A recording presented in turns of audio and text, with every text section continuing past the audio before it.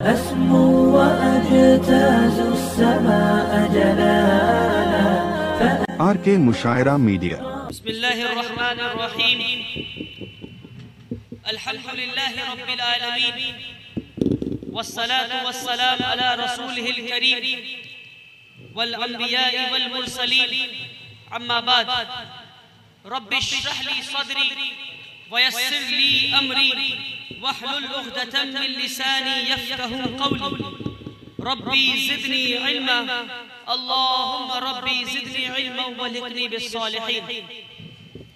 जितने भी लोग मेरे सामने मौजूद हैं, हज़रत मौलाना खैरुद्दीन साहब, उनकी पूरी टीम, बच्चों, उनकी माएँ, उनके बाप, उनके भाई और जितने भी मेहमान आज यहाँ मौजूद हैं, मैं आप सबों को अपना प्यार भरा सलाम पेश करना चाहता हूँ।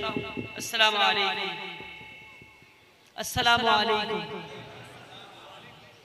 देखिए, मौलाना खैरुद्दीन साहब ने बड़ा मुश्किल कर दिया है मेरे लिए। हेलो हेलो, ये हटा दो, इसमें आवाज़ अलग आ रही है और इसमें आवाज़ अलग आ रही है, तो मैं कंफ्यूज हो जा रहा हूँ। देखिए, मैं मौलाना खैरुद्दीन साहब से अभी मैं ये जिक्र कर रहा था कि मगरिब की नमाज मैं मस्जिद में पढ़ा और पढ़ने के बाद न जाने मेरे अंदर एक अजीबो गरीब कैफियत पैदा हो गई कि मैं मस्जिद से उठना नहीं चाह रहा था। तो मैं बैठे बैठे मौलाना खैरुद्दीन साहब से पूछ रहा था कि मुझे जानना है कि मस्जिद कैसे बनी, किस खुलूस के साथ इस मस्जिद को बनाया गया है, कि खास किस्म की रूहानियत मुझे इस मस्जिद में महसूस हो रही है। और जब से मैं इस इदारे में आया हूँ और जिन जिन लोगों से मिल रहा हूँ, मुझे ऐसे ही महसूस हो रही है कि कितनी मेहनत और कुर्बानी के साथ लोगों ने इस काम को यहाँ तक पहुँचाया है। और मौलाना खैरुद्दीन साहब ने मेरे लिए बहुत मुश्किल कर दिया है। जितनी तारीफों का पुल बांधा है इन्होंने, उसके बाद मुझे संभलने में शायद थोड़ा वक्त लगेगा, क्योंकि इंसान को खुद पता होता है कि इंसान की क्या औकात है। तो मुझे खुद पता है कि मेरे अंदर कितनी कमियां हैं और मैं कितनी खूबियों से ज़्यादा कमियों का मालिक हूँ। तो इंशाअल्लाह मैं इंसान हूँ और उम्मीद करता हूँ कि जिन जिन बातों को मौलाना खैरुद्दीन साहब ने आज अर्ज किया है, उम्मीद करता हूँ कि मैं वैसा बन सकूँ इंशाअल्लाह। अल्हम्दुलिल्लाह रब्बिल आलमीन। बोलिए अल्हम्दुलिल्लाह। देखिए, लाइन गई तो बोलिए अल्हम्दुलिल्लाह। ये होता है मुसलमान। परेशानी में क्या बोलना है बताइए? अल्हम्दुलिल्लाह। खुशी में क्या बोलना है? अल्हम्दुलिल्लाह। तकलीफ में क्या बोलना है? अल्हम्दुलिल्लाह। बीमारी में क्या बोलना है? अल्हम्दुलिल्लाह। हर जिंदगी के मोड़ पे क्या कहना है? अल्हम्दुलिल्लाह। और रसूलुल्लाह सल्लल्लाहु अलैहि वसल्लम की पूरी तालीमात का निचोड़ ही ये है कि इंसान अल्लाह से जुड़ जाए, कि इंसान अल्लाह से जुड़ जाए। अब आप खुद देखिए कैसे सुबह उठते हैं, आँख खुलते ही क्या रसूलुल्लाह ने सिखाया हमें, कौन सी दुआ पढ़िए? अल्हम्दुलिल्लाहिल्लज़ी अहयाना बाद मौत। ऐसा ही है, ऐसा ही है। उठते ही अल्लाह की तारीफ, और उठने के बाद बैतुल खला जाएंगे तो फिर अल्लाह की तारीफ, बैतुल खला से निकलेंगे तो फिर दुआ सिखाया, गुफ़रानक अल्हम्दुलिल्लाह, फिर अल्लाह की तारीफ। मस्जिद में दाखिल होंगे तो अल्लाह का नाम लेकर, मस्जिद से बाहर आएंगे तो अल्लाह का नाम लेकर, खाना शुरू कर रहे हैं अल्लाह का नाम लेकर, खाना खत्म कर रहे हैं अल्लाह का नाम लेकर, पढ़ाई शुरू कर रहे हैं अल्लाह का नाम लेकर, सोने जा रहे हैं अल्लाह का नाम लेकर, मेहमान के यहाँ जा रहे हैं, खाना खा रहे हैं तो एक और दुआ सिखाया, वो भी अल्लाह की तारीफ। दूध पीने के बाद फिर अल्लाह की तारीफ। सारी जिंदगी का निचोड़, सारी दुआओं का निचोड़ सिर्फ ये है कि रसूलुल्लाह सल्लल्लाहु अलैहि वसल्लम ने हमें बताया कि हमें अल्लाह से जुड़ जाना है। हत्ता के एक इंसान जब मर जाए, उसका इंतकाल हो जाए, तो हमें नहीं कहना ये अफसोस हमें कहना इन्ना लिल्लाहि व इन्ना इलैहि राजिऊन, तब भी अल्लाह को याद करना है।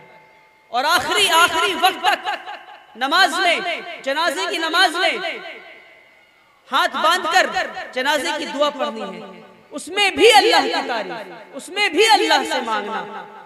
तो पूरी की पूरी जिंदगी का निचोड़ और सारी दुआओं का निचोड़, सुबह आंख खुलने से लेकर बच्चे के पैदा होने से लेकर बच्चा पैदा होता है तो कहते हैं अल्लाहु अकबर अल्लाहु अकबर। बच्चा बूढ़ा होकर जब आंख बंद करता है तो कहते हैं इन्ना लिल्लाहि व इन्ना इलैहि राजिऊन। पैदा होने से लेकर इंतकाल तक रसूलुल्लाह ने हमें सिखाया कि हमारी जिंदगी का निचोड़ सिर्फ ये है कि हमें अल्लाह की तरफ आगे बढ़ना है इंशाअल्लाह। अब हमें अपने अंदर झांक के देखना है कि हमारे दिलों में अल्लाह के लिए कितनी जगह है, कि क्या हम अल्लाह से मोहब्बत करते हैं, क्या हम अल्लाह से मोहब्बत करते हैं। बल्कि कुरान की आयत है या अय्युहल इंसान मा गर्रका बिरब्बिकल करीम, क्या इंसान, अल्लाह कुरान में कहते हैं इंसान तुमने मुझे क्यों भुला दिया। और रसूलुल्लाह सल्लल्लाहु अलैहि वसल्लम ने फरमाया कि अल्लाह सुब्हानहु व तआला हमसे हमारी माँ से 70 गुना ज्यादा मोहब्बत करते हैं। अब तसव्वुर करें वो अल्लाह दर्द के साथ कुरान में लोगों से कह रहा है कि तुम मुझसे क्यों दूर चले गए, किस चीज ने तुम्हें मुझसे दूर कर दिया है, किस चीज ने तुम्हें मुझसे दूर कर दिया है। अल्लाह कुरान में कहता है फज़कुरूनी अज़कुरुकुम, तुम मुझे याद करो मैं तुम्हें याद करूंगा, तुम मुझे याद करो मैं तुम्हें याद करूंगा। और कुरान की हर आयत ये अल्लाह का वादा है, कुरान की हर आयत ये अल्लाह का वादा है। तो अल्लाह ये वादा कर रहा है हर इंसान से, हर एक इंसान से, हर इंसान जो यहाँ पे मौजूद है, मैं और आप सब, अल्लाह हम सब से ये वादा कर रहा है, एक एक इंसान से वादा कर रहा है। ऐसा महसूस करें कि अल्लाह आपसे बात कर रहा है, अल्लाह मुझसे बात कर रहा है और कह रहा है तुम मुझे याद करके तो देखो, फिर मैं तुझे याद करूंगा, फिर मैं तुझे याद करूंगा। आप तसव्वुर करें उस एक रब को जिसे पूरी दुनिया याद कर रही है, अल्लाह अल्लाह अल्लाह अल्लाह। तहज्जुद में, फजर में, ज़ुहर में, असर में, मगरिब में, इशा में, जिक्र में, मुराक़बे में, जिस अल्लाह को पूरी दुनिया याद कर रही है, वो अल्लाह हर एक इंसान से कह रहा है तुम मुझे याद करके तो देखो, फिर मैं तुम्हें याद करूंगा। कितना वो खूबसूरत मंजर होगा कि अल्लाह हमें याद कर रहा है, कि हम अल्लाह के नोटिस में हैं, अल्लाह को ये मालूम है कि हम अल्लाह को याद कर रहे हैं। और फिर हमारा दीन इस बात पे मुकम्मल नहीं होता कि सिर्फ हम अल्लाह से मोहब्बत करें, बल्कि हमारा दीन इस बात पे मुकम्मल होता है कि हम अपनी जिंदगी में अल्लाह के बाद किसी से सबसे ज्यादा मोहब्बत करें तो वो रसूलुल्लाह सल्लल्लाहु अलैहि वसल्लम से करें। और क्या रसूलुल्लाह सल्लल्लाहु अलैहि वसल्लम ने अपने आप से मोहब्बत का कोई मयार तय किया है? क्या उन्होंने बताया है कि मुझसे कितनी मोहब्बत करो? बताइए, क्या बताया हमें? जी हाँ, बताया है। रसूलुल्लाह सल्लल्लाहु अलैहि वसल्लम ने फरमाया तुम में से कोई भी कामिल ईमान वाला तब तक नहीं हो सकता जब तक तुम अपने बाप माँ से ज्यादा, भाई बहन से ज्यादा, दोस्तों से ज्यादा, अपने मालो दौलत से ज्यादा और सारे जानने वालों से ज्यादा मुझसे मोहब्बत ना कर लो, तब तक तुम्हारा ईमान कामिल व मुकम्मल नहीं हो सकता। तो हम अपने दिलों के अंदर झांक कर देखें कि हम में से कितने लोग हैं जो रसूलुल्लाह सल्लल्लाहु अलैहि वसल्लम से उस इंतहा की मोहब्बत करते हैं कि रसूलुल्लाह से अपने बाप माँ से ज्यादा। हम में से कितने लोग हाथ उठाकर बताएं मुझे कि अपने बाप माँ से ज्यादा रसूलुल्लाह सल्लल्लाहु अलैहि वसल्लम से मोहब्बत करते हैं? अल्हम्दुलिल्लाह रब्बिल आलमीन। अगर नहीं करते तो बहुत डर की बात है, बहुत परेशानी की बात है। हमें अपनी जिंदगी में किसी से सबसे ज्यादा मोहब्बत करनी है तो रसूलुल्लाह सल्लल्लाहु अलैहि वसल्लम है। उनके एहसानात का बदल है ये जो आज हम और आप मुसलमान हैं, जो आज और हम इस उम्मत में पैदा हुए। अल्हम्दुलिल्लाह रब्बिल आलमीन। और रसूलुल्लाह सल्लल्लाहु अलैहि वसल्लम के सारे तालीमात का निचोड़ एक लाइन में बताइए मुझे क्या है? उनके इस दुनिया में तशरीफ लाने का मकसद क्या था? उनके इस दुनिया में तशरीफ लाने का मकसद अगर मैं बताऊं तो मुझे यकीन है कि आप में से कोई भी इस बात से ना इत्तफाकी नहीं रखेंगे। एक मकसद था, वो मकसद क्या है? वो मकसद था ला इलाहा इल्लल्लाह मुहम्मदुर रसूलुल्लाह सल्लल्लाहु अलैहि वसल्लम, कि नहीं है कोई खुदा सिवाय अल्लाह के, और रसूलुल्लाह सल्लल्लाहु अलैहि वसल्लम अल्लाह के नबी हैं। ऐसा ही है, ऐसा ही है ना? अगर आज मैं ये कहूँ आपसे कि रसूलुल्लाह सल्लल्लाहु अलैहि वसल्लम के आने का सबसे बड़ा मकसद ये था, और हम मुसलमान इसलिए हैं क्योंकि हम ये कलमा पढ़ते हैं, क्योंकि ये कलमा पढ़ते हैं तो हम मुसलमान हैं। मगर हम में से आज इस मुल्क में लाखों करोड़ों बच्चे ऐसे हैं जिनके माँ बाप उन्हें सुबह फजर की नमाज छुड़वाकर, गुस्ल करवाकर, नाश्ता खिलाकर, यूनिफॉर्म पहनाकर उन इदारों के बाहर खड़ा कर देते हैं जिन इदारों में बच्चों की दिन की शुरुआत आज शिर्क से हो रही है। न जाने वो किन किन कलिमातों से अपने दिन को शुरू कर रहे हैं, वो शिर्क से अपने दिन को शुरू कर रहे हैं। तो मैं कहता हूं आपसे और सवाल पूछता हूं कि आज जब रसूलुल्लाह सल्लल्लाहु अलैहि वसल्लम के इस दुनिया में तशरीफ लाने का मकसद ही हमने खत्म कर दिया, हमने उस मकसद को डिफीट कर दिया, मुसलमान होने के मकसद को डिफीट कर दिया हमने। ऐसे वक्त में जब एक छोटे से गांव में एक आलिम दीन एक मशाल लेकर, इल्म का मशाल लेकर खड़ा होता है और कहता है कि मैं अली पब्लिक स्कूल कायम करूंगा जहां पे बच्चे अपने दिन की शुरुआत अल्हम्दुलिल्लाह रब्बिल आलमीन से करेंगे, तो क्या ये इंसान तारीफ का हकदार नहीं? और क्या हम सब मैं ये सवाल पूछता हूं, और क्या हम सब इनके एहसानमंद नहीं? क्या हम सब इनके एहसान तले दबे नहीं है? मेरा जवाब है कि हम सब इनके एहसान तले दबे हैं, और हम सब की जिम्मेदारी है कि हम हर नमाज में इनके लिए दुआ करें कि अल्लाह ताला इनको, इनके ईमान को मजबूत करे, इन्हें और सेहतयाब बनाए, इन्हें और मेहनत करने का जज्बा दे। अल्लाह ताला इनकी कुर्बानियों को कबूल कर ले। अल्लाह ताला इनका नाम उस फहरिस्त में लिख दे, उस फहरिस्त में लिख दे जिस फहरिस्त को पढ़कर क़यामत के दिन अल्लाह कहे कि इस फहरिस्त में जिन जिन का नाम लिखा है मैं उन सबसे राजी हूँ। आमीन व रब्बिल आलमीन। देखिए, आज से कुछ साल पहले तक एक परेशानी हमारे माशरे में थी, और आज मुझे वो परेशानी खत्म होते हुए दिख रही है। वो परेशानी ये थी कि हमने इल्म को बांट दिया था। हमने कहा ये दुनियावी इल्म और ये दीनी इल्म, और आज खैरुद्दीन साहब जैसे लोग हैं जो कह रहे हैं कि नहीं, हमें वापस से उस इल्म पर आना है जिस इल्म का तालीम रसूलुल्लाह सल्लल्लाहु अलैहि वसल्लम ने दिया था। क्या दुआ सिखाया रसूलुल्लाह ने हमें? अल्लाहुम्मा इन्ना नसअलुका इल्मन नाफ़िअ। क्या कहा? कौन सा इल्म हासिल करना है हमें? नाफ़े वाला इल्म नहीं कहा, दुनियावी इल्म हासिल करना है। दुआ में लिखा है कि दुनियावी इल्म और दीनी इल्म नहीं लिखा है। फिर रसूलुल्लाह की एक और हदीस है, तलबुल इल्म फरीज़तन अला कुल्ली मुस्लिम। कौन सा इल्म? इसमें लिखा है दीनी इल्म और दुनियावी इल्म नहीं लिखा है। कौन सा इल्म है? ये वो इल्म है जिसे हासिल करके इंसान अल्लाह को पहचानने वाला बन जाए।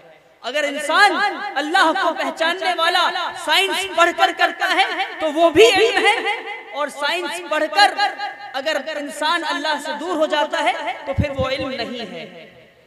और इसका मैं बहुत एक अच्छा एग्जाम्पल मैं आपको देता हूँ कि अगर मैं आपसे कहूँ कि एक इंसान, एक वालिद के इंतकाल के बाद उनके विरासत को शरई तरीके से तकसीम करना है, शरीयत और रसूलुल्लाह सल्लल्लाहु अलैहि वसल्लम ने जिस तरह से कहा है कि विरासत को तकसीम जिस तरह से करना है, उन उसूलों पे तकसीम करना, क्या ये दीन का हिस्सा है?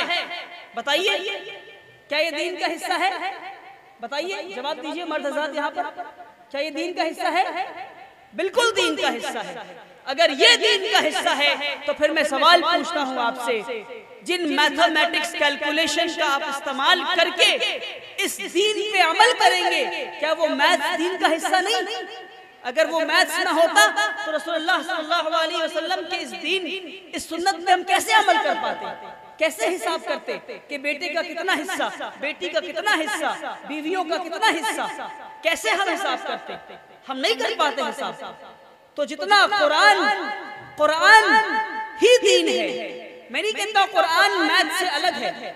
हमारे देश में हमारे प्राइम मिनिस्टर ने एक स्पीच में कहा कि मैं ये चाहता हूं कि मुसलमानों के एक हाथ में कुरान हो और एक हाथ में कंप्यूटर हो। मैं कहता हूं ऐसा कहना गलत है। ये कहने का मतलब ये है कि कुरान अलग है और कंप्यूटर अलग है। मैं कहता हूं कि एक हाथ में कुरान ही हो, कुरान ही कंप्यूटर है, कुरान से ही कंप्यूटर निकला, कुरान से ही साइंस निकला, कुरान से ही हिस्ट्री निकला, कुरान से ही ज्योग्राफी निकला। हर तालीम वापस लौट कर कुरान की तरफ जाती है। इस बात को समझने की जरूरत है हमें। और देखिए आप, एक और जरूरी बात, हमने कहा कि अंग्रेज साइंटिस्ट ने आज से 52 साल पहले ये खोज किया कि माँ की कोख में 3 झिल्लियां हैं। कितनी झिल्लियां? 3 झिल्लियां। जब साइंटिस्ट ने ये इजाद किया तो मुसलमान सामने आए और कहे देखो यही तो हमारा कुरान कहता है कि माँ के पेट में 3 झिल्लियां हैं। क्या ये बेहतर ना होता कि 1400 साल में काश कि एक शख्स ऐसा खड़ा होता और कहता कि हमारे कुरान में ये लिखा है कि माँ के पेट में 3 झिल्लियां हैं, हम वो ढूंढ कर खुद दिखाएंगे। क्यों किसी अंग्रेज को खड़े होकर ढूंढने की जरूरत पड़ी? आज हमें इस नजरिए से देखना है कुरान को। कुरान में लिखा है इसलिए हम साइंस को साबित करेंगे? नहीं, कुरान में लिखा है तो हम ढूंढ कर ये दिखाएंगे दुनिया को कि क्योंकि कुरान में लिखा था इसलिए हम ढूंढना शुरू किए। और देखो ये हमारी साइंटिफिक खोज है और कुरान ने भी ये कहा। अल्हम्दुलिल्लाह रब्बिल आलमीन। इस तरह से हमें आगे बढ़ना है इंशाअल्लाह। आज देखिए तालीम भी 2 किस्मों की है आज हमारे पास मुल्क में। 2 किस्मों की तालीम, एक है अमीरों की तालीम, दूसरी है गरीबों की तालीम। उससे पहले मैं एक और बात बता दूं, इस मुल्क में मुसलमानों को सबसे बड़ी बीमारी जो आज खा रही है वो कौन सी बीमारी है बताइए? वो बीमारी गुर्बत की बीमारी है। कौन सी बीमारी? गुर्बत की बीमारी। और किसी को कैंसर होता है ना, तो कैंसर उसके बेटे को नहीं होता है। किसी को डायबिटीज होता है तो फिर बेटे को डायबिटीज होगा, उसकी गारंटी नहीं है। तो जो बीमारी बाप को है वो बेटे को होगा जरूरी नहीं है। मगर गुर्बत एक ऐसी बीमारी है कि किसी भी गरीब से पूछे कि क्या आपके परदादा गरीब थे, तो कहेंगे हाँ। आपके दादा गरीब थे, कहेंगे हाँ। क्या आपके बाप गरीब थे? हाँ, मेरे वालिद भी गरीब थे। अच्छा, हाँ मैं भी गरीब हूँ। हमें मालूम ही नहीं कि ये गरीबी की जो चेन है ये कहाँ जाकर खत्म होती है। एक इंसान जो गुर्बत में पैदा हुआ, न जाने उसकी कौन सी नस्ल जाकर गुर्बत से बाहर निकलेगी। सबसे बड़ी बीमारी जो आज मुसलमानों को खाई जा रही है वो है गुर्बत। और रसूलुल्लाह सल्लल्लाहु अलैहि वसल्लम अक्सर ये दुआ पढ़ा करते थे, अल्लाहुम्मा इन्नी अऊज़ु बिका मिनल कुफ्री वल फ़क़्र, कि अल्लाह मुझे कुफ्र से और गरीबी से बचाइए। अक्सर ये दुआ मांग करते थे। तो सहाबा ने पूछा, या रसूलल्लाह गरीबी और कुफ्र में क्या ताल्लुक है? तो रसूलुल्लाह सल्लल्लाहु अलैहि वसल्लम ने फरमाया कि एक इंसान को गरीबी कुफ्र तक ले जाती है, एक इंसान को गरीबी कुफ्र तक ले जाती है। और इसलिए मैं कहता हूं कि आज अगर मुसलमानों को ये बीमारी खा रही है तो हमारी जिम्मेदारी है कि हम हर मुसलमान को इस बीमारी से बाहर निकाले। और वाहिद एक तरीका है, वाहिद एक तरीका है, वो तरीका और वो रास्ता तालीम का है, तालीम का है और तालीम का है। और कौन सा तालीम? अब मैं इस बात पे आ रहा हूं। 2 किस्म के तालीम है, अमीरों की तालीम और गरीबों की तालीम। अभी अमीरों की तालीम क्या है, पहले गरीबों की तालीम बताता हूं क्या है। गरीबों की तालीम यह है कि आज हम किताबों में पढ़ते हैं कि हार्ट का डायग्राम, दिल का नक्शा क्या है, दिल दिखता कैसा है। हम पढ़ने के बाद गरीब बच्चा सब कुछ पढ़ लेता है कि हार्ट में 4 चेम्बर्स हैं, ये आर्टरीज हैं, ये है वगैरह वगैरह वगैरह वगैरह। हार्ट ब्लड इस तरह से पंप करता है, इतने सेकंड में इतना ब्लड पंप करता है वगैरह वगैरह, सारी चीजें पढ़ लेता है। पढ़ने के बाद बच्चा 90% नंबर भी ले आता है और शायद स्कूल भी टॉप कर जाता है, और उसके बाद उस बच्चे को किसी अस्पताल में ले जाकर, एक 12वीं का बच्चा अस्पताल में ले जाकर एक इंसान का दिल एक ट्रे में रखकर उस बच्चे के सामने रख दे और कहें कि अच्छा बच्चा जरा बताना ये क्या है, तो बच्चा बोलेगा हमको नहीं पता ये क्या है। तो आप बोलेंगे आपने तो 90% लाया है, हार्ट का डायग्राम पढ़कर 90% तो आपने लाया है, फिर कैसे नहीं पता कि ये दिल है आपको। ये है गरीबों की तालीम। और अमीरों की तालीम पता क्या है आपको? अमीरों की तालीम वो है जो आज बड़े बड़े स्कूलों में दी जा रही है कि हार्ट का एक होलोग्राम और एक 3D मॉडल आपके सामने लाकर रख दिया जाएगा और आपको उन लैब्स में ले जाया जाएगा जहां पर आप सच में इंसान का दिल प्रिजर्व्ड है, आप वो देख सकते हैं। अगर वो नहीं देख सकते हैं तो कम से कम आपको वीडियोस के जरिए दिखाया जाएगा। वो नहीं देख सकते हैं तो 3D आपको मॉडल दिया जाएगा जिसमें हार्ट के पुर्जों को अलग करके फिर दिल को जोड़ सकते हैं। हार्ट का वजन क्या है महसूस कर सकते हैं, हार्ट दिखता कैसा है अपनी आंखों से देख सकते हैं, और किताब खोलने की जरूरत भी नहीं। तो ये अमीरों की तालीम है। आज जरूरत है हमें, और मैं इसलिए अक्सर कहता हूं कि गरीब और अमीर के पहनावे अलग हो सकते हैं, गरीब और अमीर के घर अलग हो सकते हैं, गरीब और अमीर के कपड़े अलग हो सकते हैं, उनके खाना पीना अलग हो सकता है, स्टैंडर्ड ऑफ लिविंग अलग हो सकता है, मगर अमीर और गरीब का तालीमी निजाम अलग नहीं हो सकता, अमीर और गरीब की किताबें अलग नहीं हो सकती। नारा तकबीर, नारा तकबीर, अल्लाहु अकबर, जिंदाबाद जिंदाबाद जिंदाबाद, वली रहमानी जिंदाबाद वली रहमानी जिंदाबाद अली पब्लिक स्कूल जिंदाबाद खैरुद्दीन कासमी जिंदाबाद, तकबीर, अल्लाहु अकबर, जिंदाबाद जिंदाबाद, तकबीर, अल्लाहु अकबर, वली रहमानी जिंदाबाद जिंदाबाद जिंदाबाद। जिंदाबाद जिंदाबाद।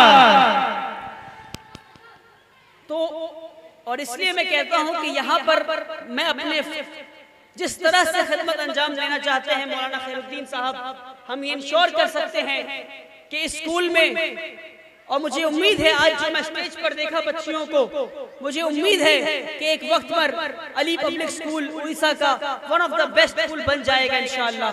और मेरी तालीमी लाइन से कुछ एक्सपर्टीज है और मैं चाहूंगा कि इंशाअल्लाह अगर मुझे मौका दिया गया, और उम्मीद है कि खैरुद्दीन साहब मुझे मौका देंगे इंशाअल्लाह, तो मैं वो पूरी एक्सपर्टीज इंशाअल्लाह अली पब्लिक स्कूल के साथ शेयर करने को तैयार हूं मैं, ताकि हमारे बच्चे मुल्क के अच्छे और पैसे वाले घर के बच्चों से कहीं कम और पीछे न रह जाए इंशाअल्लाह।